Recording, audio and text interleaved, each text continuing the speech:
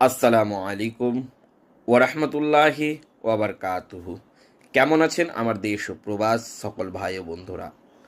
কালা জাদু ও বান কাটানোর সঠিক উপায় কী? আমার প্রাণপ্রিয় বন্ধুরা, আপনি যে কোনো সময় পবিত্র অবস্থায় 11 বার সূরা ফাতিহা পড়ে এক গ্লাস পানিতে দম করে পানিটা খেয়ে নেবেন, আর আপনার বুকে দম করবেন এবং হাতে ফুঁক দিয়ে আপনি হাতটা সারা গায়ে বুলিয়ে নেবেন।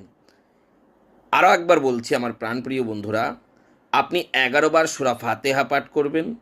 পাঠ করার পরে পানিতে ফুঁক দেবেন, পানিটা খেয়ে নেবেন, বুকে ফুঁক দেবেন এবং হাতে ফুঁক দেওয়ার পরে সারা শরীরে আপনি হাতটাকে বুলাবেন। যারা করতে চান অবশ্যই আপনারা করুন।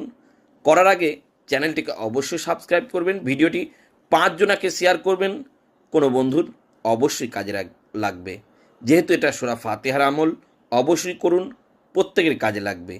আর যারা নিজের শরীরকে বন্ধ করতে চাইছেন যাতে কোনো শত্রু ক্ষতি না করতে পারে, অবশ্যই আপনিও 11 বার সূরা ফাতিহা পড়ে বুকে দম করুন।